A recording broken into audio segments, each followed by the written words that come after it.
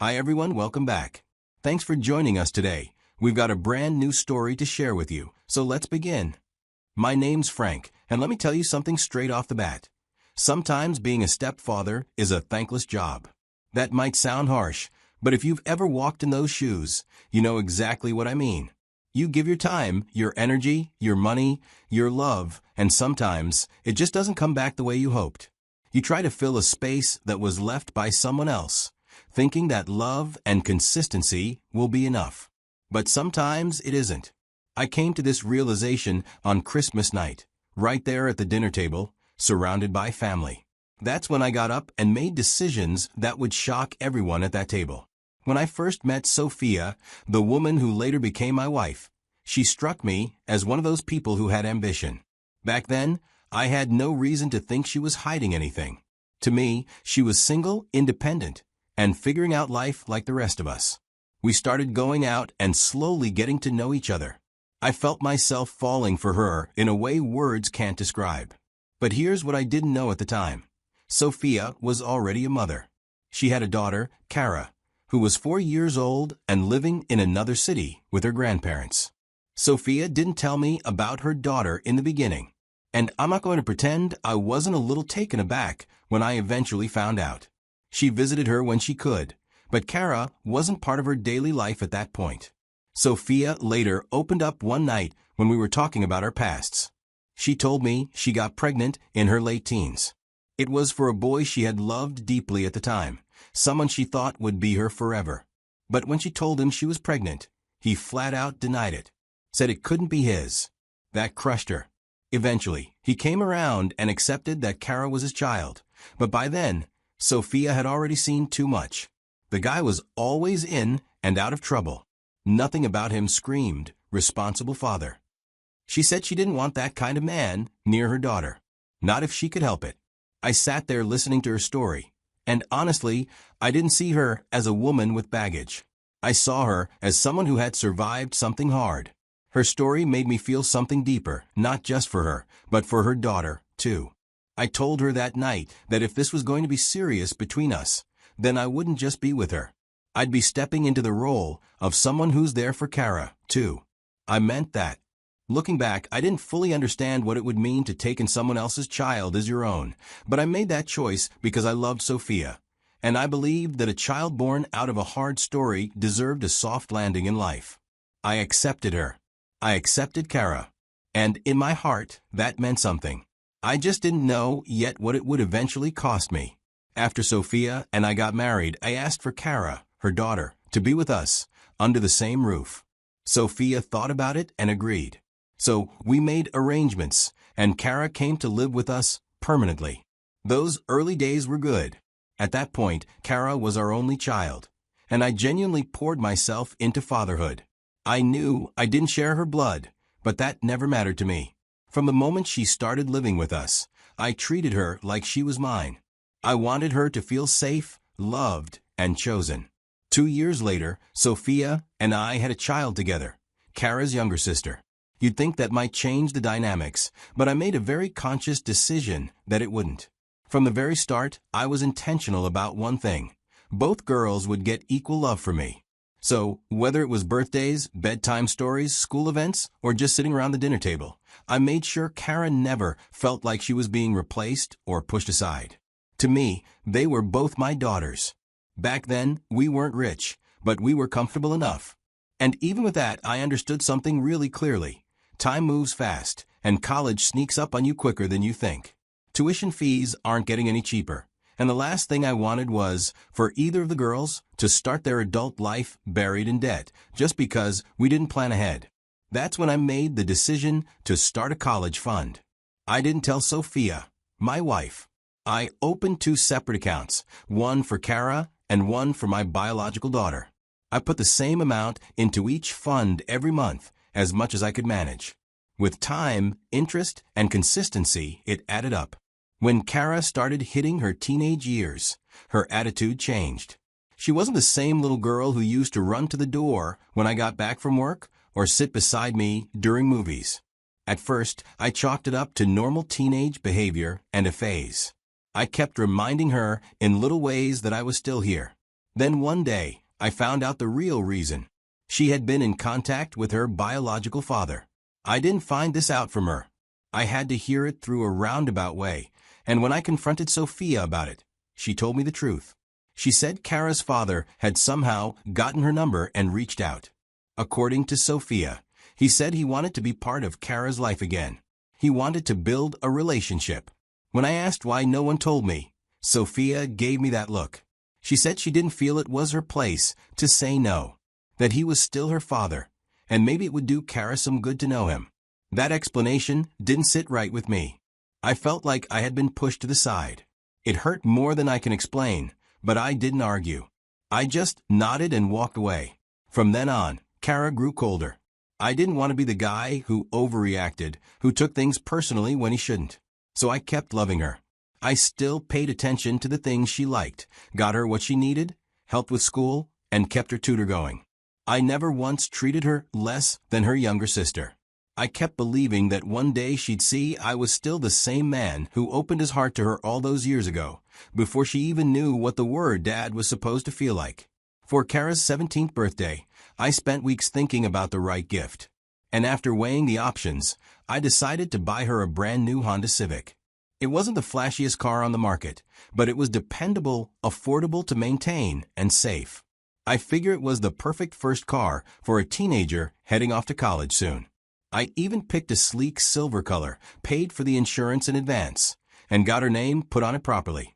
But the second she saw the car, her face dropped. No, thank you. Just a tight-lipped, unimpressed look like someone had handed her a used pair of shoes. Then she asked, "Where's the Benz?" At first, I thought she was joking. But she was dead serious. See, months before her birthday, she had pointed out a Mercedes-Benz GLC 300 on her phone and casually said that was her dream car. But I never imagined she'd expect me to buy her a luxury vehicle, especially not at 17. I calmly explained to her that a Mercedes was not only expensive to buy, but also costly to maintain, insure, and repair. The Civic, on the other hand, was known for reliability. It would last her years without breaking the bank. I even told her I had test-driven it myself and made sure it was comfortable and fuel-efficient. But none of that mattered to her. From that day on, she carried that moment like a grudge. No matter what I did after, it always came back to that car. I brought it up with her mother, Sophia, hoping she'd see how the disrespect was growing. I told her the reaction to the gift really hurt me. Sophia just shrugged and said, "She's a teenager. Don't let it worry you." But it did worry me. And no matter how many other things I did for her, she never let it go. As she began keeping late nights, I tried to talk to her seriously about staying out late because I was just concerned. I told her, "Hey, I know you're getting older, but please let us know where you are. It's not safe out there at night." But she looked at me like I was overreacting and said, "You're always trying to control my life." Then she walked out. Another day, I brought up how she was following and hanging around a group of guys who had a reputation. I just said, "Be careful with who you associate with. Not everyone has good intentions." She didn't take it as a concern. Instead, she hit me with, "Why do you even care? You're not even my real father." That one hit different. That sentence felt like it stripped me of every moment I'd ever shared with her. But even that wasn't the worst of it. There was one night I'll never forget. During a small argument here and there. This time, she had lied about where she was and came home well past midnight. When I confronted her, she looked me dead in the eyes and said, "Even my real father doesn't act all-knowing like you do. You're doing a little too much for a stepfather." That sentence cracked something deep in me. In that moment, I was just a stepfather trying too hard. And Sophia, her mother, did nothing. She just stood there. She didn't tell Kara she was out of line. That silence said more than any insult ever could. It was the first time I realized I was fighting for a family alone. Time really flew, and Kara went off to college. Despite everything that had happened over the years, a part of me still held on to hope that a little distance would give her time to reflect. I didn't stop caring about her just because she started acting like I didn't matter. That's not how I'm wired. When Christmas rolled around and she came back home for the holidays, I saw it as an opportunity. I remember she had casually mentioned this designer bag once, just in passing. So I tracked it down, bought it, and wrapped it carefully. Not just the bag. I also wrote a card from me to her. I signed it, Dad. Because, despite everything, I still wanted to be that for her. I thought this small gesture could spark something. I was wrong. Dinner that night started off like any other holiday meal. The food was great, everyone was relaxed, and for a while, it felt like things were okay. We laughed. We passed dishes around the table. It almost felt like the old days before everything got complicated. Then her aunt, Sophia's younger sister, smiled and said, "These girls are lucky to have such a great dad." Now, I didn't expect anything, but what came next knocked the breath out of me. Kara let out this loud, dismissive snort. Didn't even look up from her plate. And then she said it. "Some people aren't worth calling dad." The room went dead silent. I felt this pressure in my chest, like someone had just jabbed a knife between my ribs and twisted it slowly. Sophia looked down like she wanted the floor to swallow her whole. Our younger daughter looked from me to her sister, clearly confused. That was the moment I realized that all my effort I spent being there for her, like a real father, never mattered to her. I just smiled. Then I got up slowly from the table. I walked over to the Christmas tree, picked up the gift I had bought her, and tucked it under my arm. And then I looked her in the eyes and said calmly, "Don't touch any of the gifts I gave you over the years, including the car." I added, "And I just canceled your college fund. Good luck." Then I turned around and walked away. She thought I was bluffing, but I wasn't. That night, after the Christmas dinner blow-up, I went back to my bedroom and logged into Kara's college fund, and I redirected every single dollar, all $120,000, into the fund I had for my younger daughter instead. After that, I blocked Kara on everything. Not because I wanted to be petty, but because I had nothing left to say. If she ever needed answers, she could talk to her mother. I made that choice with a clear head. Sometimes silence is louder than words. By the time I woke up the next morning, she had packed her things and left for her biological dad's house. I was told she had a lot to say, though. Apparently, I was controlling, manipulative, and trying too hard to be something I wasn't. She didn't just burn the bridge. She tried to blow it up on the way out. I didn't respond. That part of me that used to worry, that used to care, had gone quiet. Sophia, her mother, didn't say anything for a few days. I could feel the tension around the house. Then one evening, she finally spoke, tried to guilt-trip me, said, "You can't give up on her." I looked her in the eye and calmly said, "She gave up on me first." I just finally heard her loud and clear. Sophia kept pushing, asking how I could do this, asking what kind of example I was setting. That's when I stopped her and said, "Do you want to join her? Because I've watched you, and you don't talk to her when you should. You stay quiet when you need to speak. You let her disrespect me in front of you and say nothing." She didn't say another word. It had been 6 months. That's how long the silence lasted. And, to be honest, I didn't go looking for any either. Then one quiet afternoon, I was sitting in the living room when my little girl came up to me, hesitating, like she'd been thinking about what to say for a while. And then she asked, "Dad, can you let my sister come home?" I sat back, looked at her for a moment, and said, "I didn't send her away. She left on her own." The door was always open for her to come back. Not long after that, Sophia joined in. She had been quiet for months, probably hoping the situation would blow over on its own. But now, seeing her younger daughter asking, she found her voice. She also asked if Kara could return. I looked at her and gave her the same response I gave our daughter. "She can stay here. But I'm done being her father." A few days later, Kara showed up at the house. She looked different, not in appearance, but in presence. She asked to talk, and when I agreed, she sat down in front of me, looking like she was carrying months of regret on her back.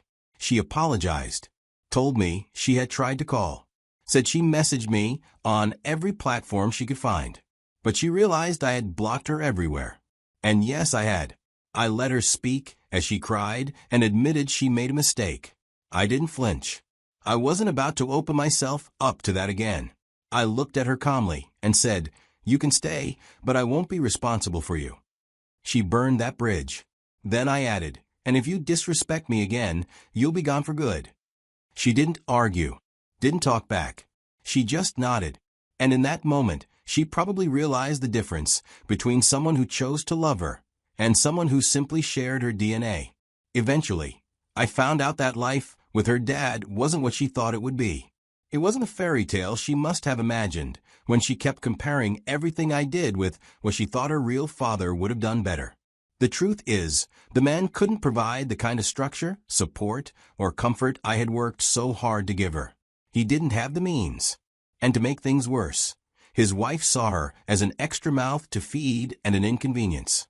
I was told she constantly nagged Kara, reminding her that she was a burden to their already stretched household. Imagine going from a room of your own, a car, and someone trying his hardest to be present, to being treated like you're in the way. I never rubbed it in her face, but I did overhear her once. She was on the phone, probably talking to a friend, and she didn't know I was nearby. I'll never forget what she said. Her voice was low but tired, and she just muttered, "I saw hell over there." That's when I finally understood she had lived the reality she thought she wanted, and it didn't come close to what I had tried to give her. And now here we are, months later. She's back in the house, but not back in my heart. I still feel pain, and I'm still firm in my decision. I haven't given her back any of the things I took. Some lines, once crossed, just don't fade back into nothing.